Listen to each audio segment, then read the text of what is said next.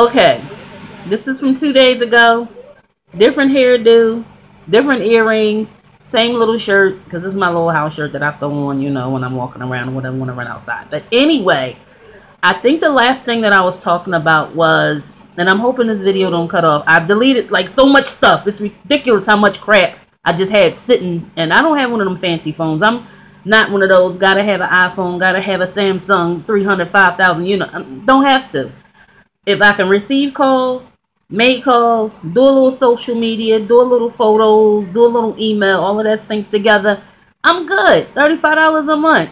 I'm not no rich person. I don't need my phone and stuff need to be costing more than my mortgage. But anyway, so I think I left off talking about Tamar. I was talking about the Braxtons. I talked about Love and Hip Hop first. And I'm sorry if y'all don't like, I don't have a camera where I could just edit, and I don't have that yet. So anyway, the sisters have been going through the same bickering. I knew that it was bad when Mama Braxton called Papa Braxton and was like, we got to sit down and have a powwow because we need to get these girls, not the son, these girls back together.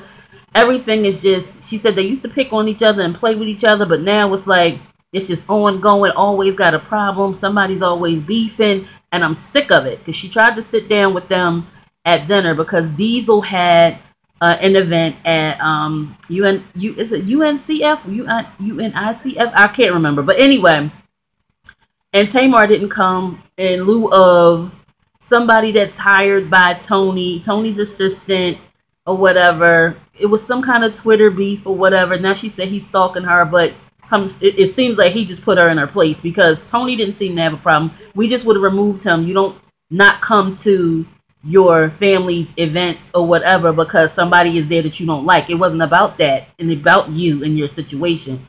Tamar still didn't see no wrong in her not coming to, but like Tony said, I'm a mother, I'm a lioness, and I'm going to protect my cub. My son felt some kind of way, so I felt some kind of way, and that is how I feel. If somebody make my son feel some kind of way, then I'm going to feel some kind of way. And she had every right to speak on it because Tamar speak on everything she want to speak on. Where they do that at?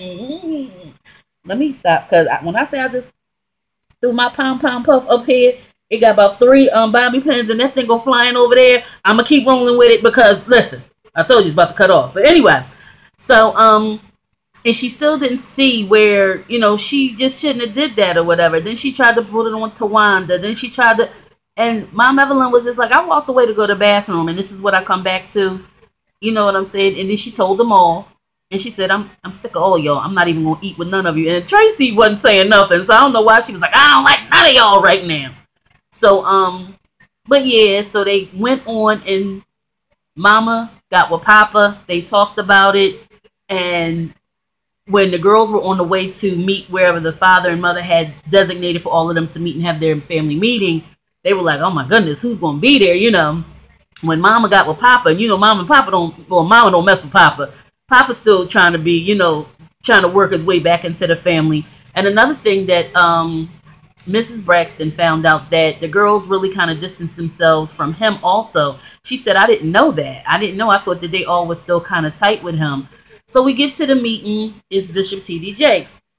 And I'm like, okay, because Trina was like, I thought it was going to be President Barack Obama, but it's, it's not President, well, I keep saying President Barack Obama, but it's, somebody of, some stature, some respect, some dignity. So they all get in there and talk, and I'm like, okay, he seems to be making sense. I felt like it was good that he said to the parents, y'all need to make amends before I can't tell my son, even though I don't smoke cigarettes, but I'm in the house smoking every day.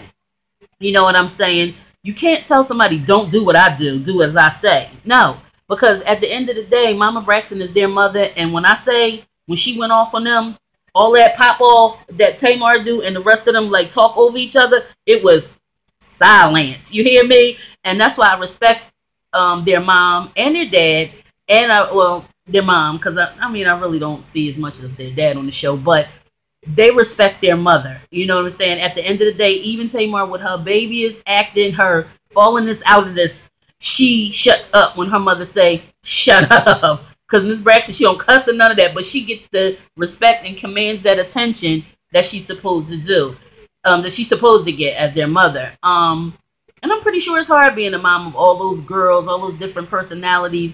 Their brother, poor like you see him when it's some real serious stuff going on or whatever, because he's a nurse. You see his daughter who looks just like them. It's really funny to me. But TD Jakes got to talking to all of them, and they got to the point where they was saying, Tamar started talking. Well, Tony said, I feel like my mother and father divorced. It was like a divorce from us also. And I could understand where she was coming from. And she said to this day, like they all still suffer from that divorce because they were all built up. They were born in the church, and it was about family, and it was about us being together and always being there for your family no matter what. And even sometimes I struggle with that. My mom was like the baby matriarch. Like my grandmom was the matriarch, like, of the family. And then my mom was like that too. But I feel like my mom, you know, she did what she did out of the kindness of her heart, but wasn't really never actually reciprocated. But the thing is, you have to do things based on who you are and what you feel and what God is putting on your heart to do.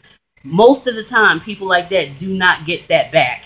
They, you know what I'm saying? People go to seem to assume that, and they come to they act entitled to that when you treat them good and you treat them decent, but they never give that back to you what you give to them. And that's really crappy, but that's how it is. So I know right now my mom is in heaven, you know what I mean, being high-fived by God, because I feel like even though her indiscretions or her smoking or, you know, sometimes drinking a drink or cursing or whatever, she was a very good mother. She was a mother to more than just me and my brother. And one thing about me, though, and I know this might be not the best thing to say, but I'm not going to be that, you know, because I see myself sometimes in my mother and me when, you know, I nurture and I help and I do this. And then I feel like, hey, you know, when I do need something or when it's supposed to be family oriented, it's nothing but my friends around. You know what I'm saying? And it's the truth. And, you know, it is what it is. And that's another thing about my mom. You know, she was the truth. Like, don't get me wrong, she wasn't a perfect person or whatever, but she called a thing a thing. Like how Jan would say, call a thing a thing.